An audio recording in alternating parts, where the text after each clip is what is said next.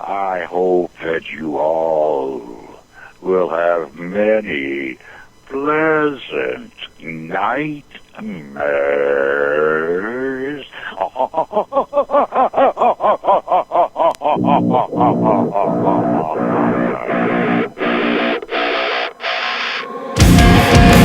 Took me by surprise.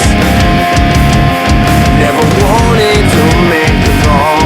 Suddenly you would take a fall. Until I said too much. Never wanted to speak at all. So just let the pieces fall.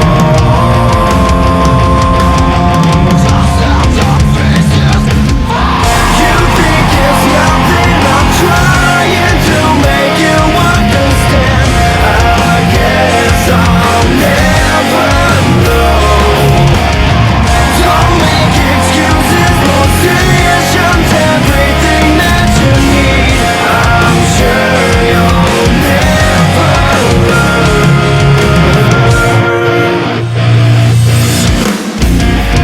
So push this all aside. Never wanted to speak a lie, but I go back and raise the tide. Until I said too much. Never wanted to speak at all, just to make this decision better.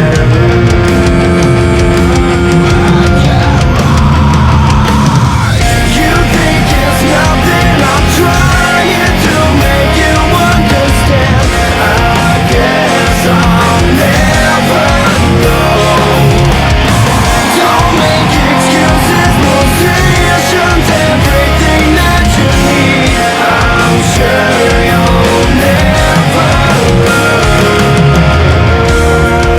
Falling farther from everything that you believe. Would you wake up someday and find memories? And if you follow everything that you believe, would you end up somewhere? I can't promise where you'll be, but I say you think it's nothing, I'm trying to make you understand. I guess I'll never know. Don't make excuses, no decisions, everything that you need. I'm sure you'll never learn.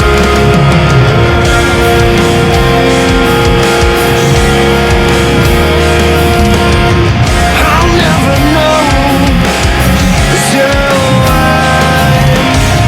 I'm dreaming, I'm dreaming, I'm dreaming again. I'm dreaming, I'm dreaming, I'm dreaming, yeah.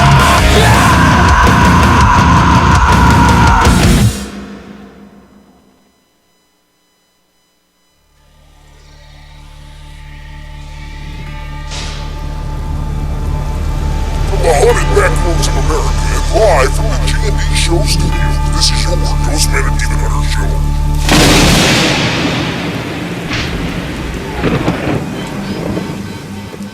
Doesn't that sound exciting to you?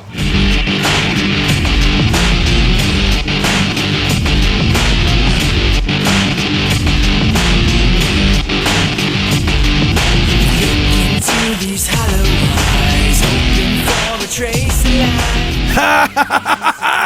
Welcome back! Welcome back to studio, guys. It's Sunday night. Listeners around the world, welcome back. This is the home of the Mystifying Oracle of Radio, your GhostMan and Demon Hunter show. Hello, hello, everybody. And it does sound exciting to me, Sean. It does. It should sound exciting. My God, man. We've been off for, what, 2 months? A month and a week. These people are going to leave us. It's one of those things. Father's Day came, my family reunion came. One of our guests had an emergency. Then we had an emergency. What are you gonna do? Yeah, and then somebody had an accident in their pants. And we drank a little bit too much. Forgot we had a show. We're gonna do that, guys. That's the G&D style. It's the G&D bell, Magic 8 Ball, all that good stuff. But Well, we're going to get in that later, Demon Hunter. I had one heck of a weekend. They call it a shindig where I was at, brother. And we had one heck of a shindig. We're going to talk about that tonight. What have you been doing? You were on the beach. Tell everybody. We've seen these beautiful pictures. Oh, you know what? Your nice tan legs. I'm ready to pack up and move the Ghostman and Demon Hunter show to Myrtle Beach. Huh? The women. We're here for the women. Yeah. And, Chrissy, of course, loved the ocean. She was out swimming. She was out... she went swimming? She was on... Well, the one... What's the one thing I'm afraid of, Sean? Swimming. Exactly. No, you're not afraid of the water. You're scared of drowning. Hey, remember that from Jaws? She was telling him, she goes, oh, what's that condition, honey, the doctor says being afraid of? He goes, drowning. That's the one. Actually, I love boats. I love the beach. I cannot go in the water. Ever since years ago, I had that one little mishap where a shark bumped into me. I just can't... Ichthyophobia, I think, is what they call it. I can't swim in any water that has fish in it, and over time, it's just turned into more and more of just I'm repelled by water itself. I'm hydrophobic as well. You remember, folks, when Sean and I were on TV, he went, diving underneath the water, and originally they had said, Nathan, why don't you get in the water with him? And I just looked at them and went, really? Yeah. Well, they wanted us both in the water. I'm glad that was great. I mean, I wish you would have been there because it was a cold, crisp, clear mountain night, and I was in a wetsuit in the middle of the ocean in the middle of the night looking for the ghost of Martin Nelson. Show yourself. Remember that? Oh, yes. And there is no amount of money they could have paid me to get into that water. You would have done it. Not just because of my fear of water, but the fact that it was about, 35 degrees in the water. I don't know. Whatever. You guys were on a boat. And you were, even you and Jason said, can we get sweaters? And I'm saying, you both wearing your jackets, your hair's whipping in the wind. And I'm sitting there in the middle of the freaking lake. You're getting dragged to the bottom, and we're just sitting there going, oh, well, I guess next episode will be just Jason and I. What was the name of that? Dragged to the bottom. What was the name of that mountain lake that supposedly had to go? It was Lake Tank. I forget. It was up near Ruidoso, New Mexico. Yeah. Like Lake. Hand nice and supple. Yeah, like a woman. Like a lady. Your hands are nice and supple, like a lady. No, they had me out there. That was beautiful, man. I'd do that again in a heartbeat. I remember I dove out of the boat, and they had the cameraman on me, and I bottomed out. As soon as I had all my gear on, man, that tank and everything, I sunk like a rock. See, a 230 pound. We didn't go to the center of the lake because we were afraid we weren't sure what was going to happen, what was going on, and then so we started. We got you in the water closer to the shore, and you had all those weights on your belt. You went right to the bottom. Straight to the bottom. You're getting a good laugh out of it, ain't you? I did. I had a great laugh out of it. You're going to get it, boy. So, what'd you do this weekend? That's what I want to know. What crack-a-lack this weekend? What shook up in the Ghostman deal? You had to brush off the dust this weekend anyway, man. Like I said, we ain't been here for 3 months. 3 weeks. What was supposed to happen this weekend was I was supposed to be in Pennsylvania for Blob Fest. Right. What's that? I'll punch you in the mouth. You remember the movie The Blob? Yeah. Well, you remember the scene where the blob oozes into the theater and all the people come screaming out of the theater? That's right before the blob has sex. That sex scene with the blob. No, that's your typical. I'm proud of you. That's good. You get 2 bells. 2 bells and a knot. There's this scene where the blob oozes into the theater and everybody runs screaming out of the theater. Well, the theater where that took place still exists. It does. Every year, they hold Blob Fest, and they go out and they run out screaming and shouting. And I didn't make it there in time for the screaming and shouting and running around. But Chrissy P did, and my roommate Charles, and they all went down and went screaming out of the theater. And unfortunately, nobody was there to videotape them doing it, so I don't have any video of it or anything like that. But it was definitely an experience that I am mad that I missed that part of it. It sounded like a lot of fun. Did they? Did they? Yeah, Did she report live? I mean, we send people out to these events here. You would have thought that Chrissy P would have reported live, but no, God. She did not. Well, what are you going to do, man? I mean, who you calling a psycho? Some people just don't have it in their gene pool, to their DNA to do that. See, hey, but anyway, let's talk about my weekend. Want to? Do we have to? Yes. Oh. They say I called it a shindig. Well, you know our good friends, Twangin' Round. From the group Twangin' Round, guys. You check out more about them on Reverb Nation, reverbnation.com. Just Google Twangin' Round, folks, if you got a computer. But we did go out there, and, you know, I'm always helping out Twangin' Round when they need me to be there. I'm there in a heartbeat. So we went to the Octagon Hall, Nathan. You know how much we love the Octagon Hall. Always love the Octagon Hall. Big shout out to Billy Bird, and met some of the guys from the Sons of the Confederacy. They go around and they redo the graves and stuff where the farmers find them out in the fields, things like that. They pay for monuments to be put up. Very important and very cool cats. And we sat on the back porch swapping stories and everything, and they had the big Rolling Thunder event. This was, you might remember last year, went out there and did the ghost tours. Remember that? I do remember you did that. Did the ghost tours. This year, I just went out there to sample some of Kentucky's finest corn liquor, I guess. But there moonshine to be had there, Sean? Well, let's just say God bless America. You know what I'm saying? Any place that we can cook it up in the backyard and serve it hot, baby. And it was good. I mean, it was a fun time. I think there's pictures out there surfacing somewhere of the GhostMan laying in the grass. And I got the mosquito bites to prove it because I was out, man. You know what I'm saying? You know how I can tie one on, Nathan. Those aren't mosquito bites. Those are scabies, Sean. Scabies. Who are you calling a No, psycho? those were some of the ladies that were. No, I'm kidding. They're beautiful women out there, guys. And Kentucky always brings them up right. A lot of Kentucky girls and Tennessee ladies. And the guys are terrific, man. Big shout out to Tyler and Brad and Vernon and all you fellas that were out there. And Chico, all these guys. I met Tyler and Chico, guys. They're going to be coming up in a production on Discovery Channel. I think that's all I could say. I'm not real. No. Listen, Moonshiners. Yeah, they're going to be coming up on a new thing, Moonshiners, an episode on Discovery Channel. So look out for them, Chico and Tyler. You know, Sean, I have a huge respect for bootleggers and moonshiners because my grandfather was a farmer, and the only way farmers could make a living during the Depression, were to be bootleggers and moonshiners. Yeah, money otherwise. That's what I was getting ready to say, because you have your whole family. It's steeped in moonshining, right? Well, Peppy. my grandfather would actually brew up the corn whiskey. Yeah. And my father, on his way to school in the morning, would drop bottles off in people's mailboxes. Right.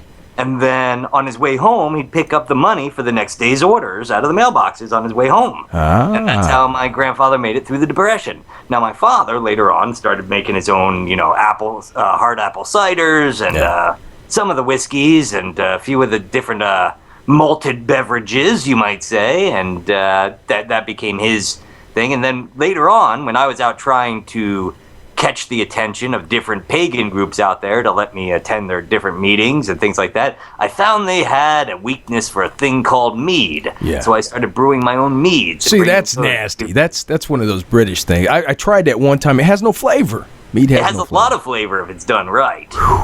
But, I would show up with meads, and I'd deliver them and drop them off, and I'd be invited back to attend their meetings.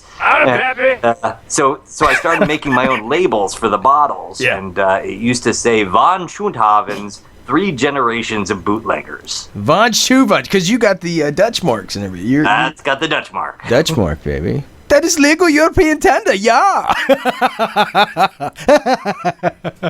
Yeah. Yeah. Hey, did you check the chat room? Neither one of us in the chat room, right? Anybody in there tonight?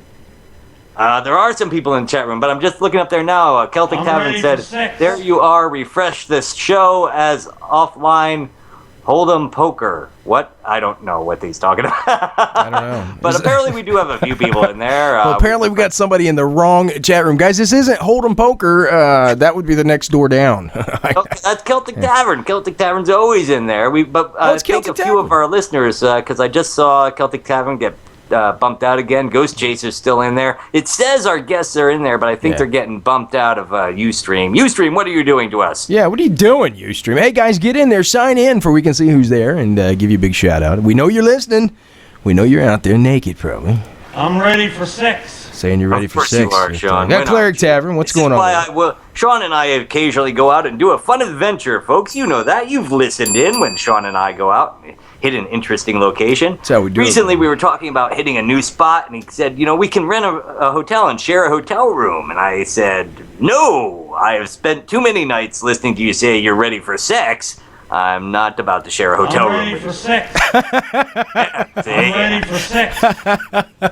Yeah. Hey, I got to say something, and it's going to lead us in to tonight's guest. And I wanted to start a story because I went out there to Kentucky, and Friday night I stayed with Round from the group Twang and Round, of course, and he has a house.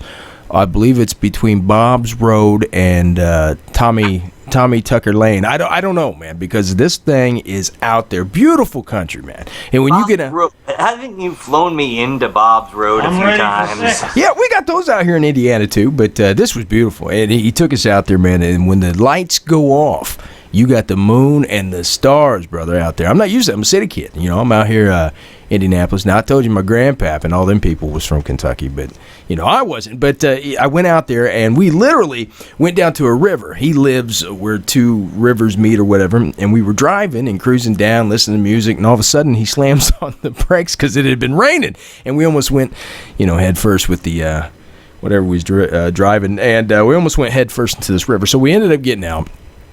And we laid out across the road, and we're laying there, and we're looking up at the sky, and you could see the edge of the Milky Way. The cloudy.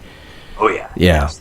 And it was so clear out there, and it just took me away, And I started thinking, how in the world? Because, tonight's a big guest. This cat is known, you know that, Nate. And it's not the first time he's been on the GhostMan and Demon Hunter show, No, and let's just say, in the past, he's come on and talked circles around us, and we sat there sounding like, he'd be talking about physics. We just agree. Universe, and we're just nodding our heads going, yeah, I have a pony. I'm going to say it's technically, Stanton, the square root of pi is... I'm ready for sex. And then he'll hang up. No, but, let's go right into the thing. I was laying up there, I was looking at the stars, and I thought, how in the world could we be alone? And then I thought, maybe we are alone because you remember that scene from National Europeans Vacation when he was going to say, kids taking the majesty of America. And I think he took a detour in Detroit, and they're rolling around. Remember, and they get the windows down, and the shots go off, and he goes, roll them up. And that's what I thought about the aliens when they're flying over, seeing bombs and stuff go off. Roll them up and get the kids in the station wagon and everything. So, anyway, let's go right into the segment. Nathan. Why would that segment be in the news, Sean? No, it wouldn't. It'd be tonight's guest. Oh, okay. Let's discuss tonight's guest, Sean. Let's do it, guys. Without further ado, listeners around the world, Nathan Schoonover, the Demon Hunter. Here we go. Is that loud enough? You like that? Sounds good. All right. Well, tonight's guest, Stanton Friedman, guys. Just call him Stan. Likes long walks on the beach. No, I'm kidding. Stanton Friedman, receiving his Master's of Science degree from the University of Chicago in 1956, Stanton has been a nuclear physicist for General Electric, Aerojet, Nucleonics, I told you I messed it up, Nucleonics, General Motors, and in 1970, Stanton left full-time employment to pursue scientific investigations into UFOs and alien conspiracy. Huh? That sounds real interesting, huh? Friedman is the first civilian, guys, to document the Roswell UFO incident. First civilian. And he also says that he supports the hypothesis that it was a genuine crash of extraterrestrial spacecraft. It was a long weekend. Tonight, we look once again to the stars for the answer to that age-old question. Are we alone in the universe, ladies and gentlemen? Stanton Friedman, nuclear physicist. Yeah, ufologist. Stanton Friedman. The UFO master. UFO master, absolutely. Wah. Stanton Friedman, man. It doesn't get better than that, guys. You're not going to get it anywhere else. Only on the Mystifying Oracle Radio, your GhostMan and Demon Hunter show. I got to say, I got to say something. I forget what I'm going to say here. What were we talking about? Stanton Friedman, and then what'd you say right before that? In the news. That's it. Now, guys, you might have noticed at the very beginning of our segment. I'm going to go back here real quick. This show tonight is, if you guys see the pictures right now on the wall, this is Mr. Bob Carter. He was my childhood, really. On Friday nights, he was our late night spook host for Nightmare Theater. He meant so much to us guys. Wait a minute, Sean. I don't want to interrupt you because I know this is important to you, but Mr. Bob Carter, how might other people know him? Well, that's what I was getting ready to go to. He was the late night host, spook host, of the Nightmare Theater here on WTTV4 in Central Indiana, guys. And he would come out as Samuel Terry, the original ghoul, come out dressed like the vampire that you see before you there in the pictures. And on the right, of course, is how he looked, and on the left is how he looked on stage. But he was such a pleasure, and he did so many things for so many people. Nathan and I, we had some exclusive interview with him. Thank God for that. Well, how many years ago was that, Nathan? Oh, my goodness. It was in our third year, wasn't it? I believe it was in our third year when we got him on the show. So that would have been 2009. Yeah, 2009, and he came on the show, and I just, I couldn't get enough. I couldn't get enough of him, man. To this day, one of the greatest memories in my mind was sitting there going, Mr. Terry, I find it very the fun aspect of what you do. Even your name. Sammy Terry being a pun on cemetery, and Sean just paused and went, I've been listening to him for 20 years. I never realized that. Yeah. So I just want to read it, guys, real quick. The role of Sammy Terry has been held by two people and originated by Robert Bob Carter in 1963. His son Mark, of course, now took over the role for his father, Robert Bob Carter. He passed away recently, guys, 1929 to 2013. He was a television personality who appeared mostly on local television, affiliate WTTV4 in Indianapolis, Indiana, regularly during the 1960s and 70s, and then off and on after that. Carter was best known for his portrayal of the horror host Sammy Terry, where his play on the word cemetery was Sammy Terry. The format of Carter's Nightmare Theater usually involved the showing of two films. During the commercial breaks, Carter and Sammy Terry would engage in camp banter with the audience and his floating rubber spider, George. This banter often included some commentary on the films being shown, which included classic films, as well as many less than stellar, like The Thing with 50 Heads, and productions common to the horror film era in the 1930s. Through the early 1960s, Carter passed away on June 30th, 2013. So rest in peace, Bob.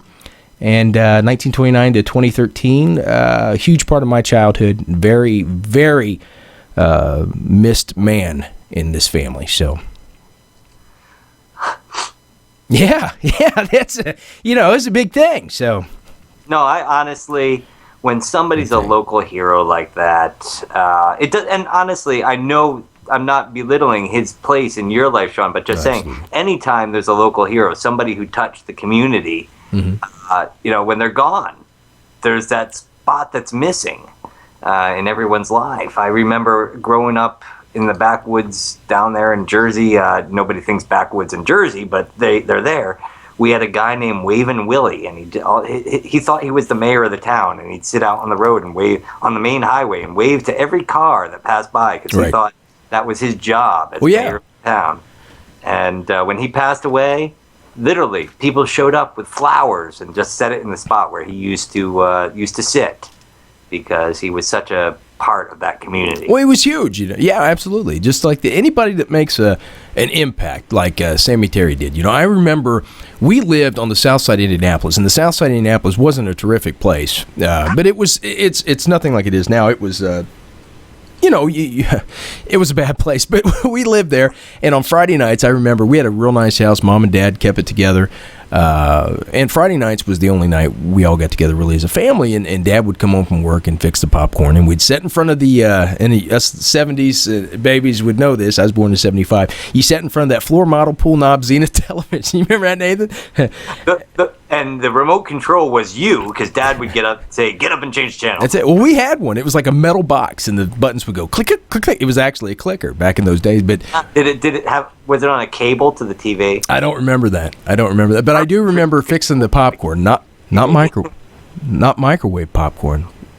We'd throw it in the on the stove. Yeah, on the stove top with the big stick of butter. Oh man, it was good, and lots of salt. And then, of course, Sammy Terry would come on, and Now, guys, we want to say Nathan and I put together a special tribute at the end of the show, immediately following the program tonight. We're going to play that for you. That's some exclusive audio that we had with Bob that no one's heard before. And we asked him questions because, I mean, my heart was 100% into it when I talked to Bob. Wasn't it, Demon Hunter? I was awestruck. You were just all there, man. All there. I was. And Nathan and I really asked him some questions, not just your crazy, what is the makeup like? We asked him, what went on behind the set? How did the show start? Who was the production manager? How did these things go down? So, just a little reminder, folks, if you listen to the bit at the end here, or even if you just want to catch it later, it was October 12th, 2009 that Sean and I talked to Sammy Terry, his last live interview on the radio. Last live interview on the radio, Bob. And like I said, Bob Carter, a.k.a. Sammy Terry, rest in peace, man. He will be missed. He will be missed. So what a great guy. What a great impact that he made on a lot of people. And that's what we're trying to do, Demon Hunter, with the Ghostman and Demon Hunter show. Let me ask you, Sean, would the Ghostman and Demon Hunter show exist today if there hadn't been a Sammy Terry? I don't think so, brother. The G&D show with Extreme Paranormal and A&E and whatever else is coming in store, it would not exist on this end because he inspired me so much to freak people out and follow your dreams and hopes and all that stuff. Like I said, I remember being a kid. I'd have my G.I. Joes on the top bunk. And I remember looking out the window because WTTV4 was down the street, right where Sammy Terry was filming the golden age of TV. He was in that place in the studio, and I thought, oh man, I'm not far from there. He's gonna come kill me. He's gonna suck. I used to sleep with my hands around my throat, man, because I thought he'd come in. And he had a little rubber spider. I thought even back then you liked asphyxiating yourself. Oh, I'm ready for sex. Yes, Demon Hunter. Ghostman! Listeners around the world, in the news. It's always fresh. It's always exciting. It has no dusting. It's always something. And it's straight from the G&D show vaults. This is In the News, and it starts right now. There you go. Right now. Kind of cut you out. I must have had that set too high. Dang it! Oh, I was saying now. Now. For you people that didn't hear that, Nathan was saying now. You can play it back later in the archives. Huh? Sure, why not? Hey, you know what, Sean? Since we've got somebody coming on tonight who's all about the aliens, let's talk about an alien. Yeah, let's do that. Like E.T., like a cuddly alien, or is this, because they get vicious? This is really a disgusting alien. Disgusting. I like it already. Disgusting by our standards, I'd say. Okay. All right. It comes to us in the news just from a few days ago. Huffington Post sent this out on Friday. An alien photo captured in South Africa. Ooh. Yeah, what do you think? A strange... Get ready to drink, folks. Remember, the drinking game at the Ghostman and Demon Hunter show. Every time Sean and I mispronounce a word, you have to take a drink. That's right. You tell him, brother. Beverage on hand. And remember, don't drive after listening to the Ghostman and Demon Hunter show. There will be no free rides here, folks. Get your beer out, or your whiskey, whatever you got there. Okay. But remember, folks, we do not want you to drive. So, listen to this at home, or if you're listening to it on the road, don't pop open the beer while you're listening to it on archive. Anyway, a strange discovery in Africa recently had locals questioning if there was an alien in their midst. Yeah. Several photos taken by a national park ranger, Mr. Dixon, showed what appeared to be an alien creature in South Africa. However, questions surrounding the unusual-looking carcass were disbanded when a local veterinarian performed an autopsy and confirmed that the creature was not an alien, as some suspected, said a Herald reporter. Anyone could see it was a baby baboon. Dr. Berm of the Cage Veterinary Clinic said, according to the Times Live. Okay. Now, I looked at it, the picture. I couldn't tell it was a baby baboon, but... Let's go back to the story. Dixon's 17-year-old son discovered the alien's remains near National Valley's National. Try that one again. Drink, folks. Near Nature's Valley, a southern resort town nearby plain. That's because you're a meathead.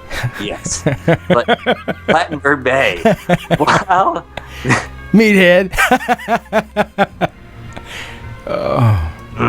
While the enlonged carcass may not closely resemble a living baboon, Brahm further explained that the corpse appears misshaped because the baboon was carried around by its mother after its death. So he was misshaped and he rotted? You a pothead fucker? In a weird elongated shape. Nasty. We've seen quite often in baboon research troops that the female carries deceased infants, sometimes for as long as 3 or 4 weeks. That's messed on up, their man. tail section before finally discarding them, Brahm told the Allegra FM. Indeed, researchers have determined that reoccurring incidents with primate mothers refusing to let go of their deceased offspring occur. In 2010, a team of scientists studying a community of chimpanzees in Ghana witnessed this behavior relating to a strong mother-infant bond often seen in primates. Okay. And then it stops talking about aliens altogether, Sean, and goes into the fact that zoologists have seen this in primates, and they're not surprised that it also occurs in baboons, so we're not going to go there. Let's just say that it wasn't an alien in there. No aliens in South Africa after all, folks. No, you know what the picture reminds me of? Do you remember you recently were talking to me about the Montauk Monster? Yeah.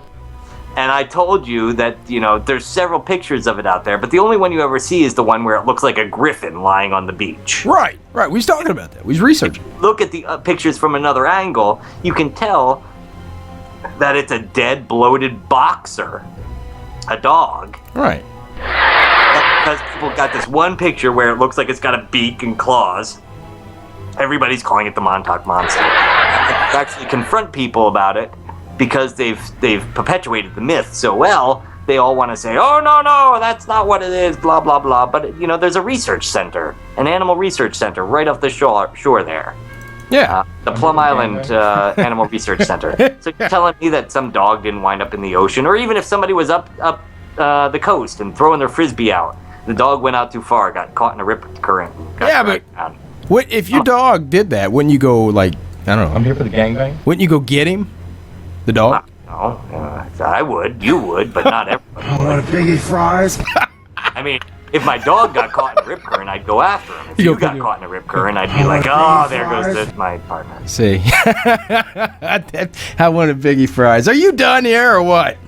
I'm done. What do you got in the news then? Well, sir, my news story is from San Diego, California, no less. It's students made sick from a milk game. Are you ready for this? I'm listening. All right. San Diego, California school officials say lunchtime dares to drink a weird concoction that includes hot sauce, carrots, salt, and milk. Likely caused 22 students to get sick at a San Diego elementary school. If all of them were actually ill. Hold on. San Diego school spokesman Jack Brandass says Friday that children at Audubon Elementary dared each other to drink the mixture Thursday. Some reported upset stomachs and nausea afterwards. You think so? Jesus Christ. Teachers then made a general announcement to see if other students had stomach problems. Brandass says that he called the call brought out students who may not have had problems at all. Really? You guys want to go home? Little Bobby's pooping too. Oh, my belly! Ow! Yeah, I hurt real bad. Of the 22 students, 18 were taken to the hospital. Ooh. And all were later released as a precaution. The school's kitchen, cafeteria, and outdoor lunch areas were sanitized over... What are they talking about sanitized overnight? Did somebody make these? Having trained in ServSafe, they have, anytime there's a local illness, then they have to call in somebody to sanitize the area to make sure that it was nothing that caused, like bacterial or anything like that caused the illness. Oh, Jesus. You're trained See the money kids cost? This is why I don't have children, Sean. See? What was that? What are you doing there? What's going on your side? Nothing. We don't drink in the show. This story of beverages being cracked open on the air, I don't know. The sound. International DJs, or I guess we're not DJs, we're talk show hosts. We are, actually.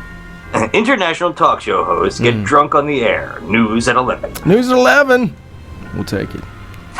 We'll take it. Hey, I didn't get that Rougarou. You sent me a picture of the Rougarou. That's tonight's legend. I didn't get a chance to put it on. Well, I was getting to that. But first, since we're still talking about the UFOs this evening, I wanted to mention the Australian UFO that changed shape and color this week. They stole my idea. They did. Well, remember that? The idea of light bright. I like light bright. When Drew Ryan spotted an unidentified, brightly lit object hovering over Australia's Empire Bay on July 2nd, he quickly captured it on video, and as it changed shape and color.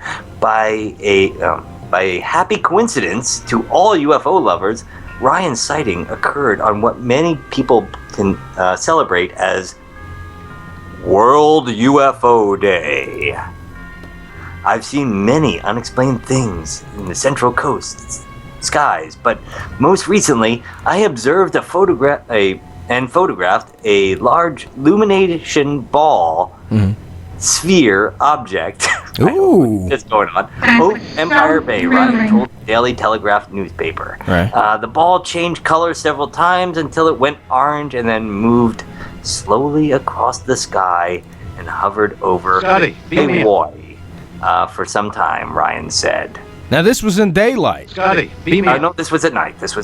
Okay. Lately, the upsurge of UFO reports has many people looking skyward with cameras on standby. The problem is that the skies are filling up with more objects than there used to be. Ooh. Namely, drones. The public is seeing an increase in civil and military drone activity, resulting in more UFO reports. Yes. Whether it's drones or the very popular Chinese lanterns that are being misidentified as UFOs, Ryan believes the unexplained aerial objects are literally on the rise. Ooh. Huh? He claims that this is the fifth time seeing the object he videotaped, while no official explanation has surfaced to make this an identified flying object.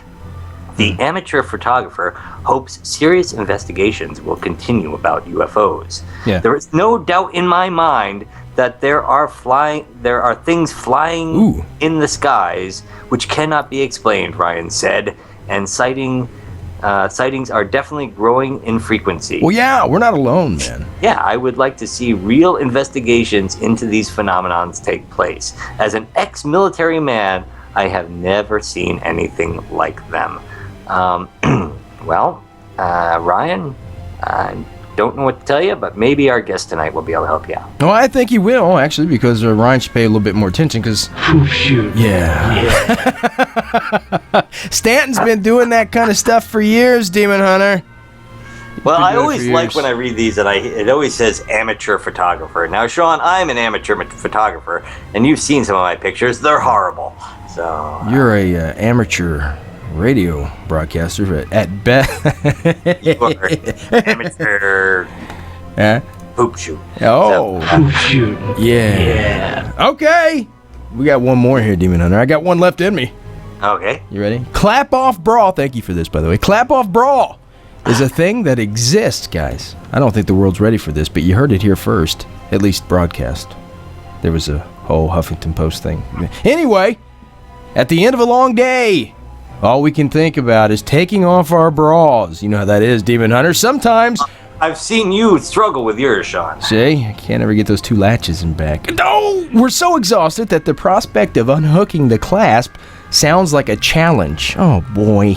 Well, for those of you who find yourselves unable, ladies, to rise to the occasion, there's Sean, a bra. more than happy to help you out. Yes. Call us, 1-800-GHOST and Demon. Well, for those of you who find yourselves unable to rise to the occasion, there's a bra for that, and you can make it yourself. Designed by Randy Serafan, that's a real name, guys, go ahead and drink up anyway, who says he was inspired by the high-tech bras he had heard about in Syria. The clap-off bras come undone when you, as a DJ, would say, put your hands together. See? How do they know I was a DJ? The actual, it's speaking to us. That's weird. It says when you, it says it right here, undone when you're, okay, anyway. Perhaps this technology would make sense if the wearer has a clap-off light and likes to multitask. However, this technology definitely would not make sense at a concert, sporting event, or any other setting prone to rounds of applause. And learn the DIY over on Instructables. If you like your own hands-free brawl, girls, warning, it might take you a while to learn this technique, or just watch the NSFW video below and clap in approval. Well, you know what I think about that, Demon Hunter? Oh, shoot. Yeah. Well, that'd make for a quick date, though, right? You wouldn't even have to mess with that. It's already down to 5 minutes. I'd take that down to 2. Be out of here. Let's face it, Sean. Since I sent you that article, Been excited. you've been in the garage trying to build one of these, haven't you? I have. I don't know what to do. But if you got with the clap-on lady, remember her? She was like 90. Oh my God. She's probably like 130 now.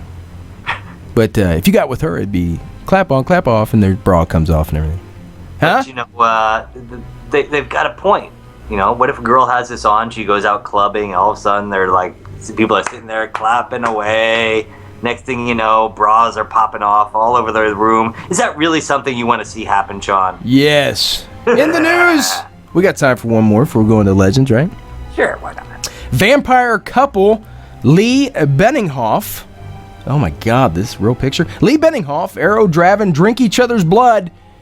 And this comes out of the Huffington Post. Our good folks over the Huffington. I love them, man. I love them. They give us 75% of our news every week. Are you kidding me? Well, the gentleman that's the vampire kind of looks like Marilyn Manson in the eyes, and the wife favors him as well, but the husband definitely looks like Marilyn. Anyway, they drink each other's blood, guys. That's all you need to know. These two are vampire. A lot of couples have weekly traditions, it says Demon Hunter, but most are not as strange as the one shared by Leah Benninghoff and Arrow Draven. That's kind of close to Vampire Draven, the name. Sure. As you can see in the graphic video above, you guys can't see it, I can, the real-life vampires make it a point to drink each other's blood once a week. Benninghoff 20 met Draven 38 on a dating website this past February, and while both were into the gothic lifestyle, he wanted a more intimate relationship, he said. So when he explained that blood sharing would bring us closer together, I asked him to turn me. Oh, people. Benninghoff said, according to the Daily Star, Arrow cut himself with a razor and offered me his blood. Are you ready for this, Demon? Dude, I gotta throw some out to you here. I used to know a lot of sanguine vampires. Well, I'm not trying to make anybody mad. We've had them on the show before, but No, I'm not saying anything mad about it. I'm just saying, like, you're reading this like, oh my God, I can't believe this. Dude, these people do this. well, yeah, like I said, we've had them on the show before, but I gotta act shocked, right? Well, you could act shocked. Oh, shoot. Yeah. Anyway, when he explained that blood sharing would bring us closer together, she asked him to turn me. Apparently, he can turn her. Benninghoff said, according to the Daily Star, Arrow cut himself with a razor and offered me his blood. Then I cut myself and he drank from me too. Suddenly I felt the energy rushing through me. It was a magical experience, much more intimate than sex. Well, if that does it for you, try your throat. I'm sure that's an amazing experience. Oh, The comments of Sean Burris do not represent the GhostMan and Demon Hunter or their affiliates. Vampires are sexy. With a connection like that, it would be silly not to tie the knot. So this couple was planning a wedding, Demon Hunter. Maybe we get invited. Yeah, maybe we're going to get invited. On Halloween. Looks like Are they getting married at night? The Hero24.hu reported on that. Yeah, they're getting married. At night? It doesn't say. It just says they're going to tie the knot, planning a wedding on Halloween. But they haven't yet told Benninghoff's parents that her daughter has converted to vampirism. Vampirism? Dun, dun, dun. Dun, dun, dun. My parents are totally happy with the relationship I have with Arrow, but they don't know we're both vampires, and that Arrow was... Arrow was the one that turned me, she told Barcroft TV. They know that we're both of dark gothic nature, and they're very happy for us. Now, I got to say, Demon Hunter, my dad, now I'm a dad. I have a daughter, and I have 2 boys. And I'm thinking to myself the whole time, is it not enough that as a father I got to worry about little boys dating my daughter? I got to worry about my boys going out with girls and being protective and good and not getting into trouble. And now, apparently, I got to worry about Frankenstein or Dracula turning my daughter or one of my boys into a... Why is my daughter going out with Bela Lugosi? Jesus, man. Jesus. Next, you're going to see some kind of blood protection hanging in the pharmacy. You know what? I'm going to get in trouble for this line, but you know what? Do it. I blame Twilight. Twilight. I do, too. Twilight. Before Twilight, vampires weren't sexy. No. Occasionally, Dracula. The original Dracula wasn't sexy. They turned him sexy for the movies. Well, one of my favorite movies of all time is The Lost Boys. Yeah. But, this whole, he's so misunderstood. No, vampires were murderers. Get over it. Yeah. Eat a Twinkie, wear a helmet, get over it. That's it, man. Well, man, before we move on to our next segment, I do want to throw out there, I've decided I'm going to do something new every week. Uh-huh. I'm going to tell people the titles of the stories they didn't get to hear this week. Yeah. There you go. Folks, this week you didn't get to hear the stories about the Virgin auction that turns into chaos. Ooh, that comes from the X-Rated Vault. Yes, well, the Virgin and then you didn't get to hear about the stork that terrorizes German Village. German Village. Right off the bat, considering storks carry little babies, I'm just in my mind envisioning what they were bombarding the town with. Anyway, missing bees found in New Jersey. Yeah. And anything else of importance that we didn't read here tonight? I'm here for the gangbang. You read the clip on bra? Oh, UFO experts. Say? Nick Pope and David Clark have one thing in common. They hate each other. Ooh. Those are the stories you missed this week, folks. Maybe we'll read them another time. If not, you're just going to have to go to the Huffington Post and read them I'm here for yourself. the gangbang. Read them yourself, everybody. Hey, Demon Hunter, a big shout out tonight. Thanks for the music, guys. Pragmatic, that's Pragmatic, was our band tonight. They're a local band from Indianapolis. Great band, man. I got excited about it. Make sure to check them out, guys, at ReverbNation.com. That's the band Pragmatic, ReverbNation.com. Go over there, tell them the GhostMan and Demon Hunter show sent you.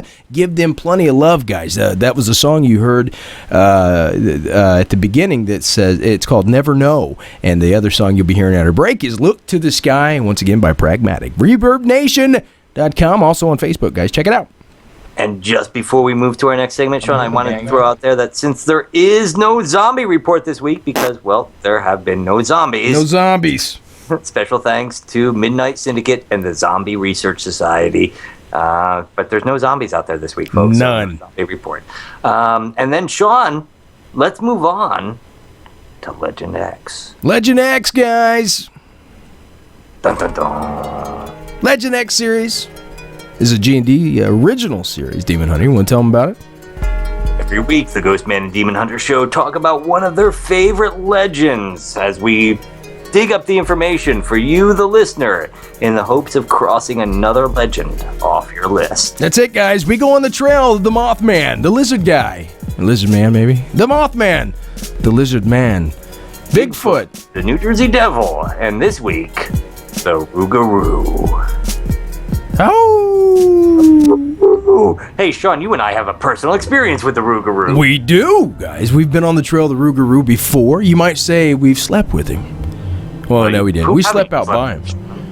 Yeah. Who haven't you slept with? I don't know. Yeah, the Rougarou, though, man. You want to? Yeah. So the Rougarou, Sean, is a werewolf. Kinda, right? Yeah, kinda. Yeah. Well, he actually started off as a werewolf. He started off as the Loup-de-Roux. Loup-de-Roux, the French man. Vive la France. Viva la France. Those people came over They came over from Canada. from France and moved to Canada.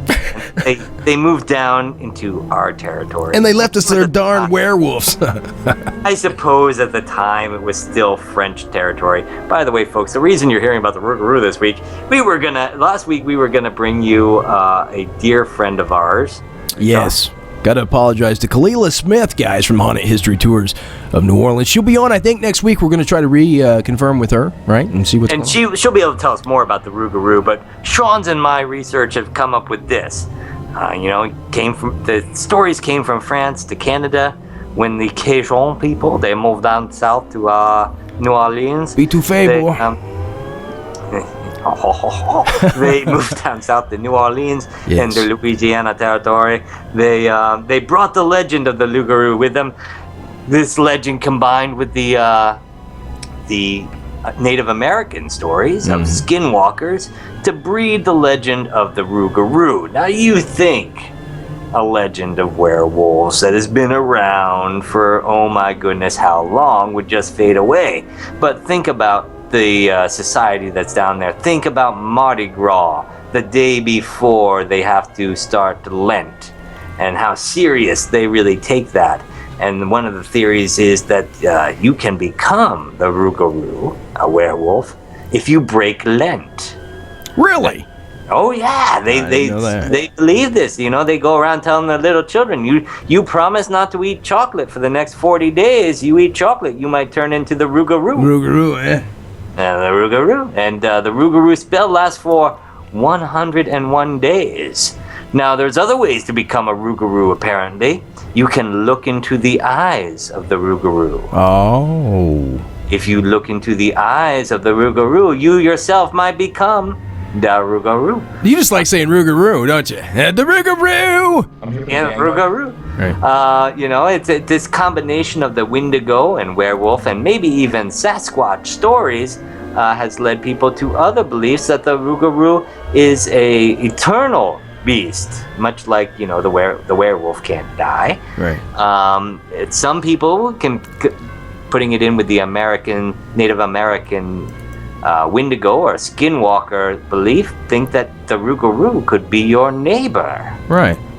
And then, of course, there is the mix of different beliefs because they have their own kind of Bigfoot down there in the New Orleans, Louisiana territory, which is the Honey Island Swamp Monster. Honey Island. It's kind of like the Boggy Creek. Now, they say that's Bigfoot. Now, how can they tell between the Rougarou and the Bigfoot? You know what I mean? Unless he's biting on you. The Bigfoot can be seen by day, and the Rougarou is only seen at night. At the night time with lots of spice. Yeah, baby. Playing with you there. But, it's supposed to be the human body with the head of a wolf and or a dog. And, like I said, bright red eyes. And I've actually been to the Louisiana, I think it's the Audubon, or one of the big zoos down there. And because, Sean, I work on a budget. Yes, we both do.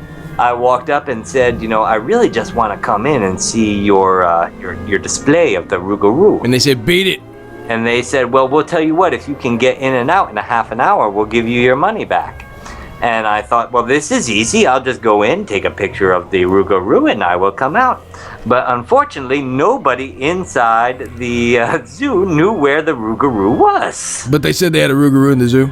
And I finally found it, but it took me forever. And literally every person I walked up to said, well, isn't that over there? No, that's over there. Well, maybe it's over here. And I did find it, and I got out in 29 minutes and got my money back. 29 minutes. I just made it, man. What are you talking about? They said they had a Rougarou. No, listen. You said you went down there. Bro, when we were filming the television show, guys, listening around the world, when we were filming EP, we were out there at Manchac Swamp, and we were filming this episode. Now, a lot of people don't know this, Nathan, and we laugh and we joke around, guys, and we make light of this, but to a lot of these people out there, this thing is very real. As real as, let's say, people, you brought up all your life with religion and angels and everything else. Now, these legends we give you guys might sound funny to us, but where me and Nathan go, when Nathan and I go out places on the trail, these people have been taught since birth that these things are real, and you can't discredit what they've seen out here in the woods and what's the things that's happened. Because Nathan, when we went down there, people had signs, and they do you remember they'd say the Rougarou would be out back and stuff, the signs, and then they would have a cross with like a leaf and something over the door. Well, supposedly, if you carry a leaf from the swamp folded up in your pocket, it keeps the Rougarou away. Yeah. But one of the rules is never go into the swamp because you might get attacked by a Rougarou. So how are you supposed to go get the leaf? How are you supposed to get the leaf in the swamp with the Rougarou thing? And everybody. Huh? I don't know. Rougarou's spooky, though. When we were out there at night, we weren't just out there. We were fighting off alligators, 3-foot-long mosquitoes, and dead people. We were in the middle of the cemetery. Just to give you folks some idea, in order to film a TV show, you have to have a lot of light. That's it. And so we went out in the swamp with these lights, and they had to keep calling cut because the bugs were swarming the lights to the point where they eclipsed the bulbs. Demon Hunter, that time's upon us, baby brother.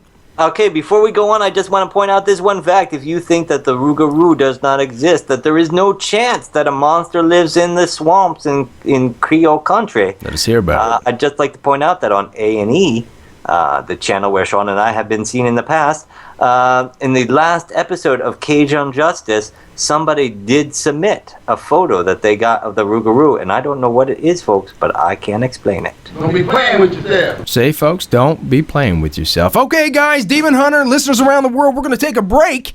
We're going to listen to some Pragmatic. When we come back, we will have the amazing Stanton Friedman. We'll have him, nuclear physicist, ufologist. Say clear for me again, Sean? Ufologist. I got to raise up when I do that. Ufologist, nuclear physicist guy, Stanton Friedman. We're going to find out, are we alone in the universe? How much does the government keep from us? And are they here with us right now? Guys, stay tuned. Demon Hunter, you ready? I'm always ready, Sean. All right, guys, we'll be right back.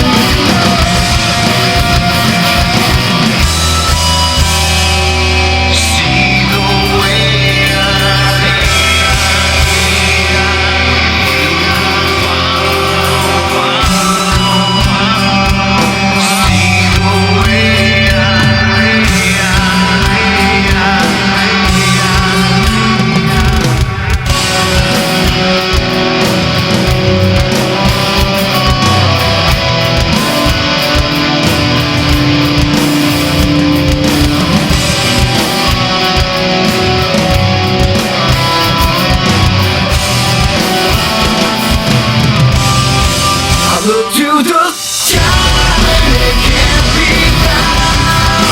Only to find that it don't belong.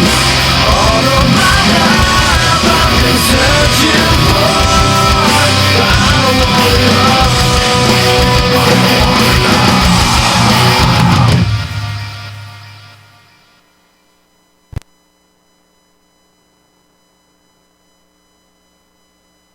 Hey, it's Don Loudman from Mystery. Before we come back on, any chance I could just get you to say something like, "Hi, this is Stanton Friedman, and you're listening to the GhostMan and Demon Hunter Show"? Oh, come on.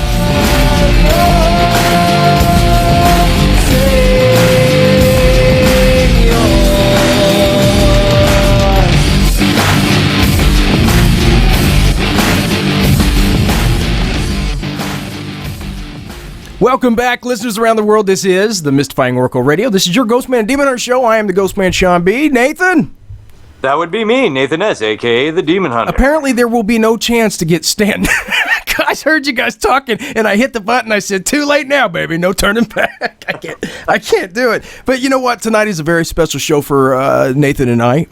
We love Stanton to death. He's a treasured guest to have on our show, and we just want everybody, listeners around the world, to take a minute to welcome Stanton Friedman, a nuclear physicist and ufologist that will be here, that is here tonight. Stanton, what's going on, buddy?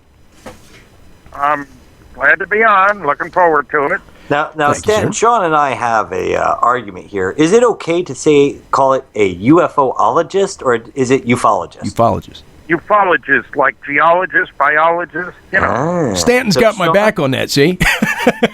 Sean, I tip my hat to you. Thank you, beat sir. me on that. I do the research. I can't keep up with Stanton half the time, but I know basically what he's saying. And last time you came on, you know that he's speaking English, and that's where you keep up until the Latin kicks in. Then we. That's it. Now, Stanton, you just got back from the New Mexico research conference that you were doing, right? Well, the Roswell Annual Festival, UFO Festival, gave several talks and was on panels and signed a lot of books, talked to a lot of people, did interviews. Roswell, you know, the UFO capital of the world, it says here in small print. That's it. We're reading right now. I told people when I did your introduction at the beginning of the show, I said Stanton was the first civilian to document the Roswell case.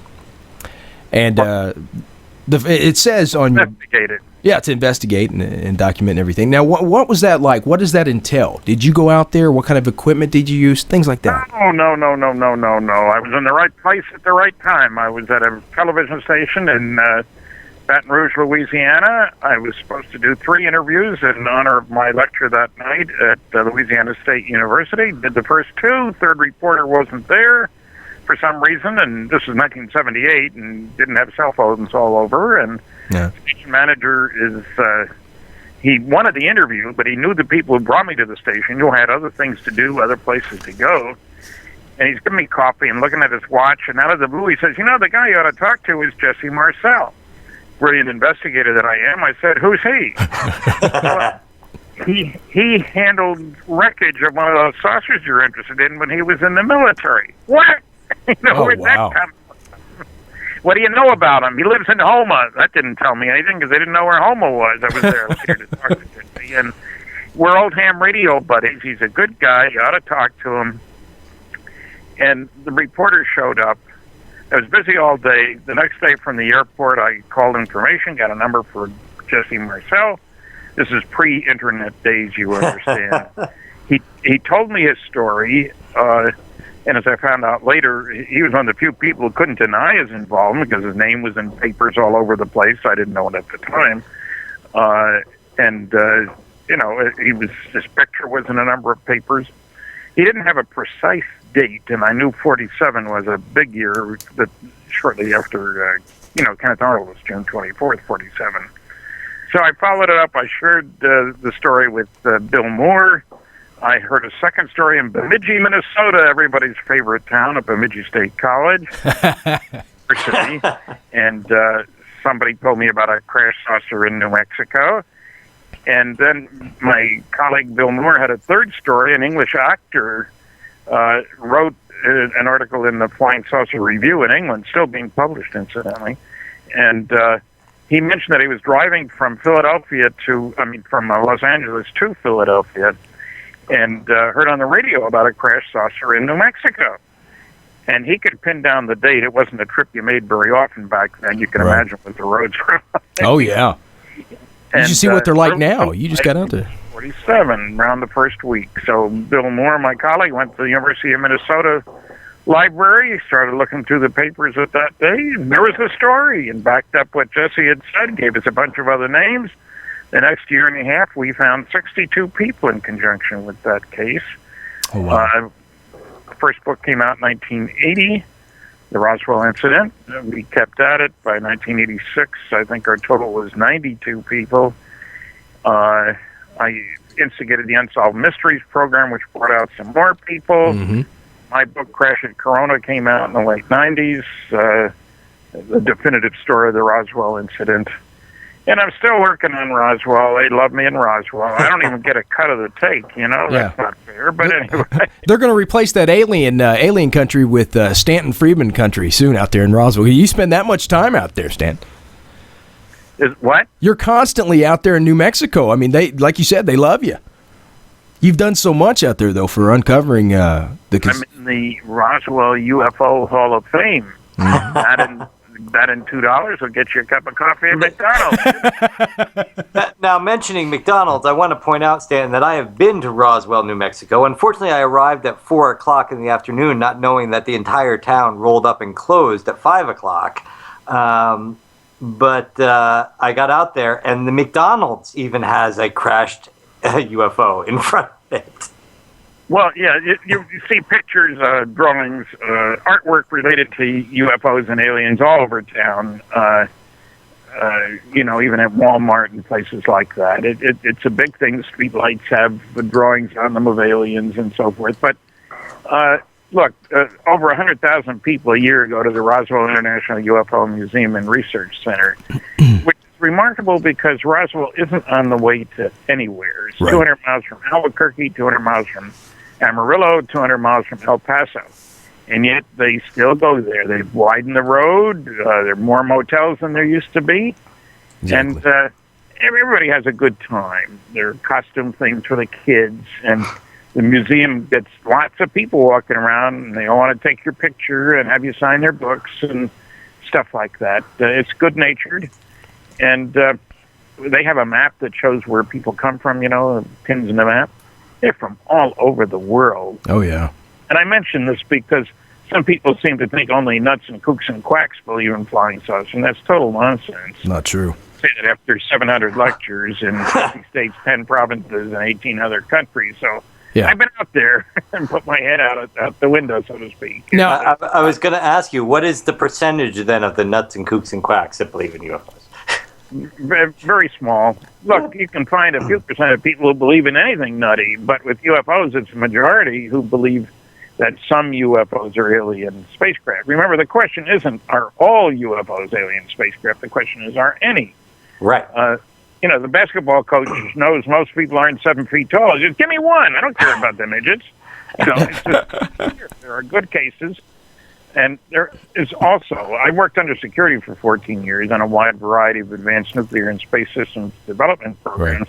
Little companies, GE, GM, Westinghouse, TRW, McDonnell Douglas, Those tiny little companies. So I know something about security, and I worked on far-out propulsion systems, and I can deal with the arguments of the nasty, noisy negativists, the ancient academics, the fossilized physicists. You can't get here from there. That's baloney, quite right. And Sure. It's not surprising, I suppose. I co-authored a book with Kathleen Marden, 2 of them, as a matter of fact, captured the Betty and Barney Hill UFO experience. Sure. And science was wrong. In 14 chapters, each one beginning really from some smart guy saying something stupid, which delayed progress. There's an attitude. We know everything there is to know. We're the smartest people around. Sure. There can't be anything new. if these were coming here, I'd know about it because I'm a smart astronomer, for example, things like that. Well, I always loved, Stanton, the so-called open-minded skeptics that come forth with traditional styles of science and try to disprove an unknown thing. You know what I mean? And then they say, well, there's no way. They stand on a rock, the third rock from the sun to be exact. They look up into one galaxy and say, we're all that's here. I mean, who else other than man would make that statement? You know? It's not only that. They're in so many areas of medicine and physics and engineering. The British Astronomer Royal in 1956 said, space travel is utter bilge. Mm-hmm. Nobody would pay for that. What good would it do? All we need is better instruments for astronomy. Yeah. Next year, Sputnik went up, and what field of science has benefited most from space travel? Astronomy, of course. Right. You know, there was the big-time astronomer in 1903, October, top American astronomer for the 19th century, said that he was absolutely certain nobody would ever fly any distance in an aircraft. That was 2 months before the Wright brothers' first flight. Right. The British Astronomer Royal, current one, last year distinguished himself by saying only kooks see UFOs. Uh-huh. No evidence, no data, no understanding that plenty of astronomers have seen them, pilots have seen them. I suppose he doesn't fly, because wouldn't want to be flown around by a kook, naturally. Those kooky pilots, airline pilots. Area of arrogance and egotism. And the Brookings Institute did a study on contact with extraterrestrials back in the 60s. Yeah. And they noted that one of the groups that would be bothered the most by such contact would be the scientific community, because they'd lose their special status as being knowledgeable about the universe. Right. And they've often been quite wrong. And particularly disturbing to me is the pronouncements they make in two areas. Governments can't keep secrets. Mm-hmm. I was under security for 14 years. All the government does is keep secrets. Well, Seth Shostak says the proof governments can't keep secrets is how badly FEMA handled Katrina and how badly the post office is run. Now, what that has to do is keeping secrets. Famous died. And the BMV, yeah. And Dr. Tyson, the head of the Hayden Planetarium, said the proof that the government can't keep secrets is how much we know about President Clinton's genitalia. Very funny, but totally irrelevant. What about the NRO, the CIA, the DIA, the SBI? They're all these alphabet soup agencies. They're the ones that keep secrets. Right. I can show you 156 NSA top secret Umbra UFO documents pages on which you can read one sentence per page. Everything else is whited out. Yeah. And call them UFO documents, not me. The other area where they really say stupid things is about getting here from there. The same Dr. Tyson pointed out that our fastest craft would take 70,000, the Voyager spacecraft, would take 70,000 years to get to the next star over, and scientists like to get there sooner than that while they're still alive. He doesn't mention it doesn't have a propulsion system on it. It's like saying that if you throw a bottle in the ocean, that'll tell you how long it takes to cross the ocean. That'll tell you how long it takes to fly. It's in the ocean, though. Yeah. Hey, Stanton, I tell you, we only get 30 minutes with you, brother, and we could talk for 30 days straight. We love having you on. Guys, if you're just joining us, nuclear physicist, ufologist, Stanton Friedman's in the house. He's on air with us. And Stanton, I got to tell you, because we got like 10 more minutes with you, or 12, there's so many things I have written down here. When I had contacted you, Bigelow Aerospace, the Majestic 12, Mothman, Dr. Stephen Greer's Disclosure Project, Project Blue Book, which you just hit on. Let's start with Bigelow Aerospace and just kind of run through it real quick. I was watching something. Is it true that Bigelow has so much money that he could bring weapons into space? He could break that treaty. Well, I suppose he could. I know Bob Bigelow. I've had a research grant from him. Mm-hmm. Good guy. He went along on a research trip, said he'd be a fly on the wall, and that's what he did. He didn't interfere. Right. And he's a billionaire, and yes, he's got devices in space, and he is hoping to have hotels in space, as a matter of fact. And right. For people who laugh at that, think that when the Wright brothers first flew, we weren't talking about flying across the ocean, you know. Oh, yeah. They actually had a bonus. Their first plane they sold to the government about 1908. They got a bonus because it could fly faster than 40 miles an hour, would you believe? Well, you know, Stanton, I think a lot of people, including myself, are kind of scared because big money has done so little for the rest of us here in America, and it's scared most of us because whoever has the money has the world, and we've seen that true, and we know Bigelow has been very successful, and that's kudos to him. But when we start being able, one man, a private citizen, to reach into space, and now the fact that you were hanging with him kind of lightens me up a little bit. I feel better about it because I trust you. I don't know much about Bigelow, and I'm not judging the man, but no one has a... And I'll tell you one thing, working with him was a pleasure because everything he said he would do, he did when he said he would do it and how he said he would do it. And right. It is a pleasure to work with people like that. There are other groups that you have to work with that don't work like that and don't keep their word. Yeah, well, and that's out there like anybody's business with people just saying, I'm going to do this, and as soon as they get the money, they do something else. Well, that's right. That's right. And, you know, there aren't a lot of... The big guys in the UFO scene are the government, and they're not talking. And, you know, this business of governments can't keep secrets. Oh, yeah. I pointed out the NRO is an example. They canceled a contract they had with Boeing to develop better spy satellites. They'd only spent $13 billion, and they hadn't gotten what they wanted, so they canceled it. Only $13 billion in secret, you know. Well, only $13 billion? That's a lot of dough. Stanton, since I heard in 2004, I was watching for years, but the George Norrie Coast to Coast AM, I know you and George are good friends, a great radio broadcaster, I love your stuff. In 2004, you went neck to neck with Seth Shostak from SETI, and amazing conversation. You guys haven't heard it, go back to the archives, George Norrie's Coast to Coast, because Stanton was on his game, man. It was a slugfest, and you know, you guys both respect and love each other, and but that night, basically, SETI with Seth Shostak was trying to say that they are not.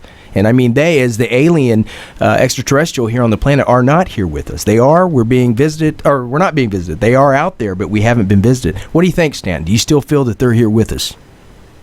Well, I certainly think that SETI should really be considered to be called silly effort to investigate. I had the debate with Seth, 57 to 33 to 10% the audience. And when I gave 3 lectures on the Queen Elizabeth II, we each got a free trip from England to New York. Wow. UFO Magazine of England. And so each gave 3 lectures a week. We were cordial to each other, but I asked about 5 large-scale scientific studies that I talked about, and then asked how many people here have read them. He hadn't read any. Now, I'll admit, a year later or so, he said on Coast to Coast he had my book. I contacted him about sending him a book, Flying Saucers and Science, on his nightstand. He didn't say he'd read it. Now, I also had a debate on Coast to Coast with Michael Shermer, head of the Skeptic Society. Yep. And he certainly showed that he knew nothing about the subject because I got 80% of the vote. And, you know, I'll take anybody on. I'd love to take on Dr. Tyson. I doubt if he'd have me or any of these other guys because they don't want to be embarrassed publicly and they don't want to do their homework either. So what do? You shut up. And, you know, I'm a respecter of the SETI people in terms of what they're doing.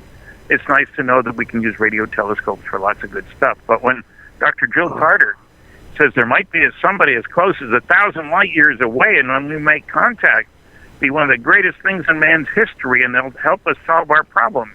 Hi out there. Right. 2,000 years later, an answer comes back. What can we do for you?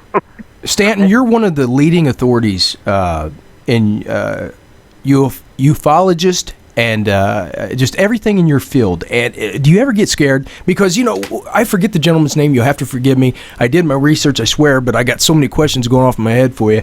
The gentleman that managed to strangle himself from behind in his wheelchair, he was a veteran, and he said that he worked for the U.S. government, and his hand was melted off. And I believe it was Mount Adams Demon Hunter. They had 7-layer base beneath it.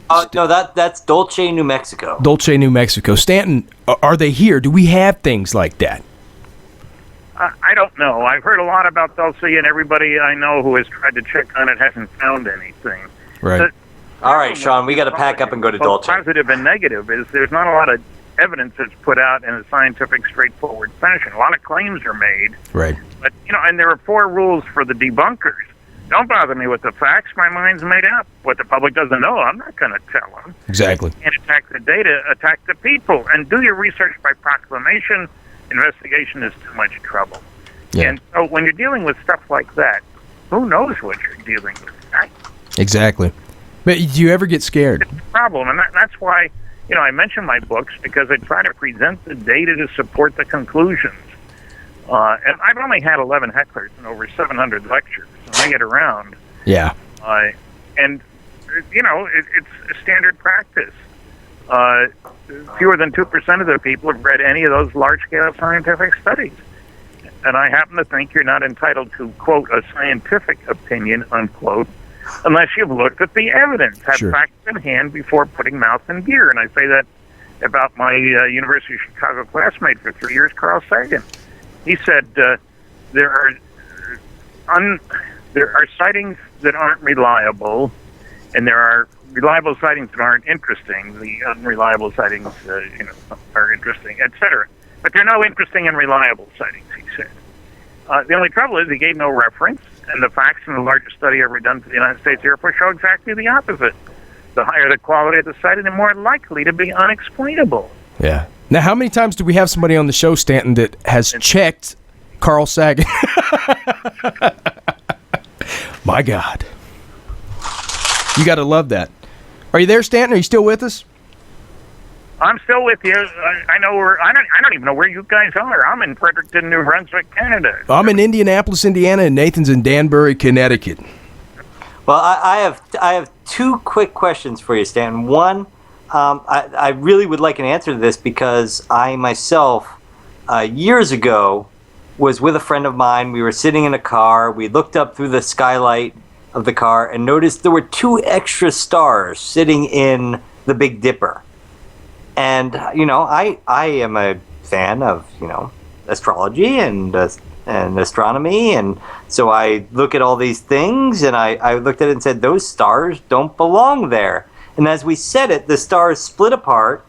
And by our vision, went, directly away from each other, stopped, went back, crisscrossed 3 times, and then shot in different directions. Faster than anything I can think of that would possibly be able to do that. Is there something made by man that we know of that can fly like that? No. And, the kicker is UFO sightings are really very common. I check my audiences at the end of my lecture, never at the beginning. I don't have guts enough to. And typically 10% will raise their hand slowly, indicating that they have indeed seen what I would consider to be a flying saucer. But then I ask, how many of you reported what you saw? 90% of the hands go down. The sightings are common, and the government has been very successful with the help of the scientific community and the inaction of the media. The New York Times, for example, on the front page, on a Sunday paper, above the fold, played that story about crash test dummies explaining the reports of bodies at Roswell. With a straight face, I talked to the man who was in charge of the program. There are 2 serious problems. One is none were dropped until 6 years after Roswell, so they got time travel for crash test dummies. And the other is that the dummies, to be useful in the experiments they were doing, according to the guy who ran the program, were 6 feet tall and 175 pounds and were in flight outfits because the outfit you're wearing affects what happens to the heating and the air drag if you're kicked out of an airplane because you have to leave at 42,000 feet. Well, surely, Stanton, you realize that the dummies melted and shrank from the heat of the impact of a hot air balloon. Surely that's what happened. And that's what led to the time travel. I got it. Here's the second half of my question, because you're talking a lot of facts. You're talking a lot of figures. Sean and I, we cover stories. We cover theories. We cover local legends and beliefs. So here's just one thing that popped in my head, literally as you were calling, as I was calling you. People are always talking to me about how, they communicate with aliens or they talk to aliens. Aliens have cures for all these diseases. They have clean burning energy. They have long lasting energy. They have, you know, ways to travel through space. They have ways to, they all live together in peace, blah, blah, blah, blah, blah. What my question is there a chance that what we're seeing flying through the night skies are not visitors to our planet, but in fact that the Earth is quarantined because it's such a mess, and what we're seeing are prison guards flying around? Well, I've suggested one of the reasons for coming here is to quarantine us. We're a primitive society. Its major activity is tribal warfare. We killed 50 million people during World War II, destroyed 1,700 cities. Mm-hmm. Now we know about nuclear fusion, which powers all the stars of the universe and would get us over to take our brand of friendship, hostility, everybody else calls it, out there. So I think they're here to quarantine us. Yes, we may even be a penal colony. They dumped off all the bad boys and girls, and that's why we're so nasty to each other. Australia, they're proud of their convict ancestors. We are the Earth, Australia. That's what we are right here. We've actually had people on our show stating that Bigfoot is actually a transplanted being here, that since we killed off Gigantopithecus, that the aliens have planted him back, and that's why he's so rare, is because the aliens are putting him in places where we won't find him. There's a book about UFOs and Bigfoot, incidentally. I better give you my website. Yeah, Stan. www.stantonfriedman.com. Very easy. And you got to spell Friedman right, though, Friedman. And folks, if you come to our website at www.ghostanddemon.com, of course, right now Stanton is on the front page, and he will always be on our friends and our guest page, where you can find him there with a link to his page at stantonfriedman.com. So. Right. Well, I appreciate the plug, and there really is a lot of good, solid information out there besides all the junk. So I recommend people get acquainted with the scientific, the straightforward, the data. Look at my books. You might be surprised. Now, I know we only have you for another minute or so, Stanton, because you're an hour ahead of me, and I'm in, on the East Coast. So I know Sean has some more questions, so I'm going to shut up so he can ask you a couple more before we have to lose you. No, that's okay. I know you guys got to go. It's just a huge honor for me to have Stanton on, and Stanton, we'd love to have you back on, brother. I appreciate you coming on to last minute like this. You out of all the guys, you're one that always takes time to talk to everybody, and that's what makes me believe you 100%, because the ones that think they know usually only have time for CNN, but you make time to spread the word all over, and you're just you speak matter of factly. You're just like, well, it's this way, and you got to have proof. And you show up so many of them because they come out swinging, and they just have to be right. And you come at them and say, well, you're wrong. And they love you for it, right? But, and the funny thing is, Sean and I look at people and say, well, you're saying all this, that you're right, and blah, blah, blah. And we're saying that there's a chance that you're wrong, and they hate us for it. And you look at them and can say, well, you're not looking at the facts, you're outright wrong, and yet they love you. So Sean and I just look at you and marvel. It's Well, I tell you what, Stanton, if you could give... Appreciate your having me on. If you could give us another 2 minutes, Nathan, when we close out the show, Stanton, you could do your thing, and we'd let Stanton go. How about I close? Why don't you close, Stanton? If you could stay on for just a minute more. Sean's going to close, and then I'd just like to talk to you for a moment, and then we'll let you go back to your everyday life, which I'm sure you don't get to do that often. Right. He's on board the UFO right now, man. But hey, guys, regardless of what you believe, we have and perhaps always will look to the night sky and wonder, are we alone? No matter what you believe, guys, we're all floating on a rock in the great abyss of the unknown. Thank you, Stanton Friedman, guys. Make sure to check out stantonfriedman.com. And Demon Hunter? And you can check out all of our friends at www.ghostanddemon.com by clicking on our website and finding them there, like Midnight Syndicate, who provides us with our music, and the Zombie Research Society, and many, many more at www.ghostanddemon.com. Special thanks for the music, Midnight Syndicate, creations by Souls Denounce, guys. Make sure to check soulsdenounce.com, midnightsyndicate.com, and of course, Stanton Friedman. Sounds like Friedman, if you want to spell that out. It's spelled just like Friedman.com, stantonfriedman.com. Guys, thanks to everybody, our guests, listeners around the world from the haunted back roads of America. Don't go changing, guys. You know we won't. We love you. Hey, guys, stay tuned. This special Sammy Terry tribute up next. Good night, everybody.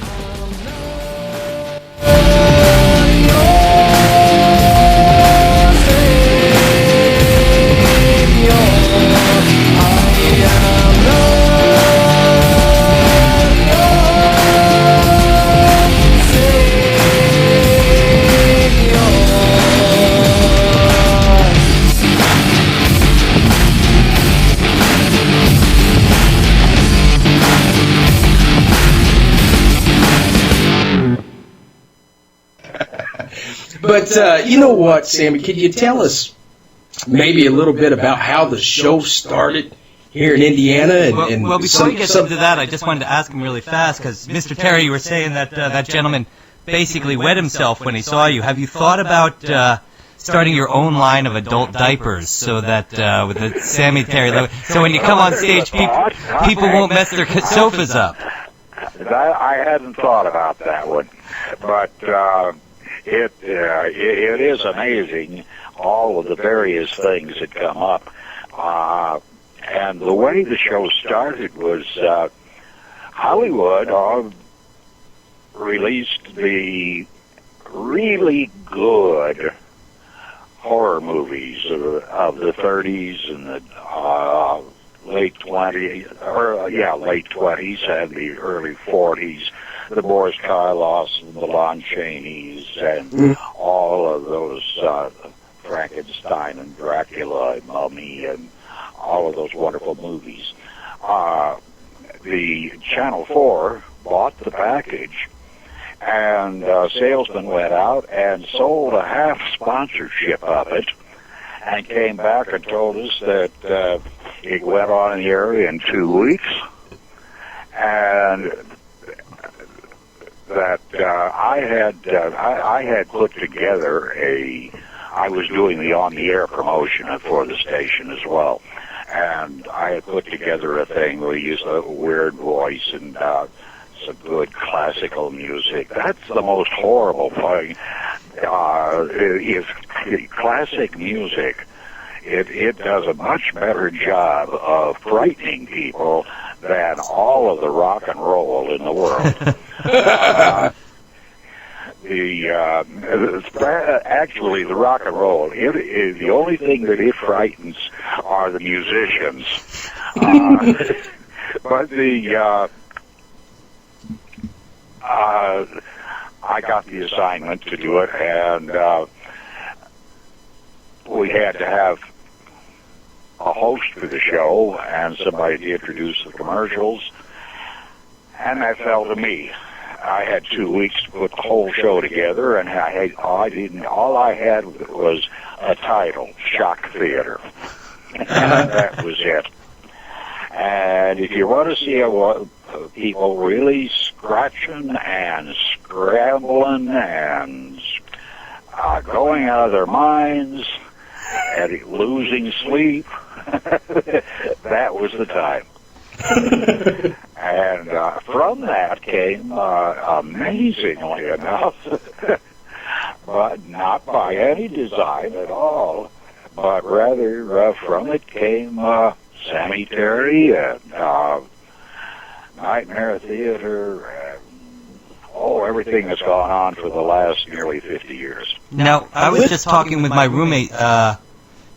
I'm so confused now. I don't know whether to say Sammy or if I should say Bob, but It depends upon what kind of an answer you're expecting. If you're expecting a Sammy Terry answer, let me ask. That is Sammy. Let me ask. If you're expecting a sensible answer, it's Bob. Well, let me go with Bob then on this one, because I was sitting down with Sean and I were talking about decorating the house and getting everything ready for Halloween, and I'm sure your house must be a fun place. Fun place for Halloween. That's a fun time. That's about like we're decorating the Christmas tree. But I was also asking. You use old dead bodies. Yeah. Well. Sean and I were discussing the whole reanimating of them today, so it should be interesting. But the thing I had to ask you was, when Halloween comes around, this is the time of the year that I pull out all the old DVDs, the Mr. Sardonicus, and you know, the Plan 9 from outer space, and I pull out all my great spooky films from the time period. What films, like, with all the films you've seen over the years, which ones do you, like, pull out this time of the year and have to watch, or what are the ones that you keep going back to? The movies that I go back to are those of basically the ones that I've talked about here just a few minutes ago. It would be the original horror movies of the early 30s and the late 20s. I wouldn't go back. I wouldn't go up in history any farther than that, because Hollywood has a strange mentality. I don't think they have a mentality, but they seem to think that horror is horrible. Actually, horror is not horrible. Horror is in your mind and what you make of it. So that when Hollywood makes a horror movie these days, you're 9 times out of 10, you're going to have a very peaceful, serene setting, a pastoral setting probably, and then all of a sudden there's going to be a big crash and a scream and a funk, and rolling down the street into the gutter will come a head, spurting blood out of the neck, and going on down into the sewer. As soon as it hits the sewer, then the screen will go back to that serene, beautiful, pastoral setting. And they call that horror. That's not horror, that's horrible. It should never be, they should never waste the film on it. Actually, the really good horror movies, like in the 1920s or 1930s and early 40s, if you take, I can think of one of my favorite scenes from one of my favorite movies is the Frankenstein monster. Okay. Yes. Did you ever see, just a question, this has nothing to do with my story here, but have you ever seen the Frankenstein monster even touch anyone out of anger or meaning to hurt them or anything? No, he was always except scared. in self-defense? Yeah, he was always just scared. I get that. Well, you never did see him do anything except in self-defense. And in the original Frankenstein movie, he is sitting on the bank of a pond with a little girl, and they're picking the petals off of a daisy. Mm-hmm. Mm-hmm. And then the next thing you see is the square of the town.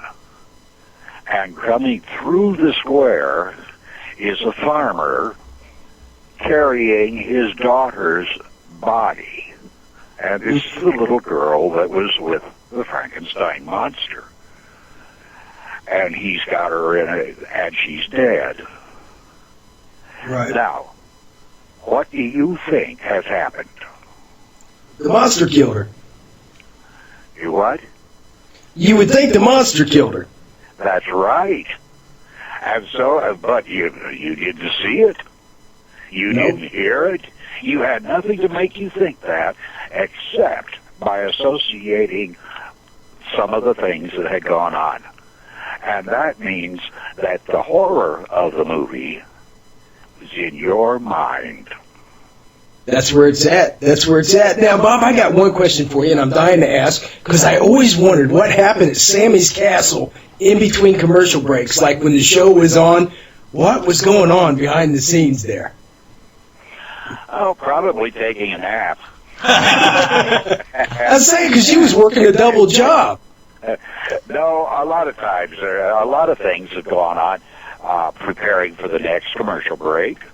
And that was particularly true in the early days when the show first started, because everything was live, and you'd have to set up the commercials and prepare and get everything set up so that when you came into the next commercial break, you could give ABC Company their due and demonstrate their product. So that there was a lot of work involved in that. And that went on for, a long time until finally we got videotape. And we could put the commercials onto videotape and play them back and over and over again. And there wouldn't even have to be an announcer or a person, not even a cameraman in the studio. Just play the tape. Well, you know what, Bob, when you did that, that was the age of, they call it golden television, I think. That was the golden age of television when you was doing that, and now you can't find a show like what you created, what you and your staff created on Channel 4 at the time. You can't find anything like that anymore. There's just nothing like it. I agree with you. And that's a real shame, and it's something that the young people today, particularly, are missing out on, because they're missing out on that immediacy of live television, of live everything. How many kids would much rather be playing Nintendo or Pokemon or something, right, rather than looking out the window of the car at the Rocky Mountains as they're driving by? Right. Instead, they're playing the stupid game. Mm-hmm. And they're becoming addicts to canned, I guess we canned torture. The other thing that I can say, because they're missing and losing all of the wonderful things that can come about by personal live experience, and there's no replacement for that. I wish there were. If there were, I would find a way to get it in, because you're getting all of the zombie training into the classrooms and into everything. Yeah. Well, see, Sean's very afraid of zombies, and I just realized you're right. We don't have to worry about creating zombies in the labs, because we're creating them with, like, Nintendo and stuff like that. Everybody's going to be a zombie before long. Well, you know, right. I got to say, Bob, I had a Nintendo, and I loved fudge rounds when I was 13, but when Friday night came around, I was in front of the tube watching you, my friend. And you would be surprised how many people are doing that. I'm going to be in Madison. That's at the Ohio Theater, right? At the Ohio Theater. And at all of these things, I expect to be something like maybe 1,000 or more people. You wouldn't believe the number of people that were out there in the middle of the woods last night. And in Madison, I'll be at the Ohio Theater on October 18th. Mm-hmm. And we'll be selling our merchandise as well, and I'll be signing autographs and talking to people and telling a little bit of stories and one thing and another. And it'll be a heck of a night. We'll end up at Joey G's restaurant and signing autographs there. So if you have a chance, you should come around and see what we do. Now you're going to be at the Richmond Art Museum on October 21st too, right? I was just getting to that. You're ahead. You're sharp. I try. No, we will be at the Richmond Art Museum, and that'll be from 5 to 7.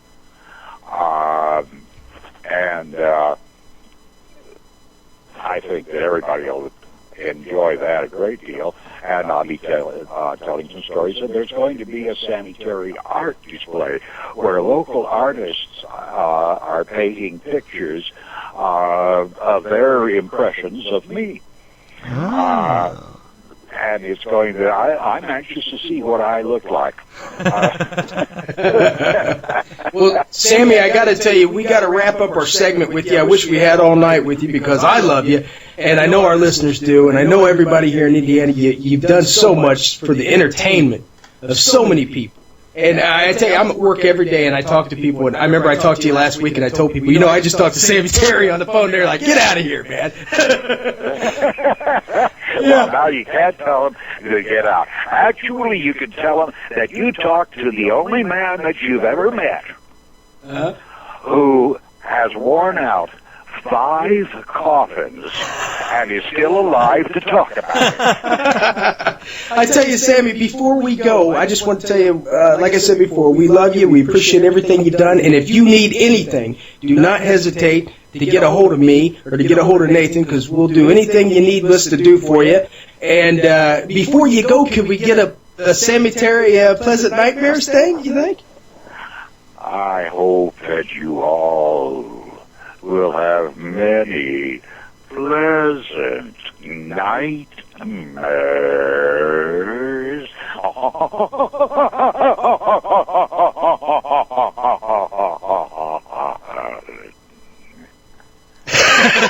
Yeah! That's great. Hey, everybody, Sammy Terry, catch him October 18th at the Ohio Theater. I guess they're going to be doing a showing of 13 Ghosts.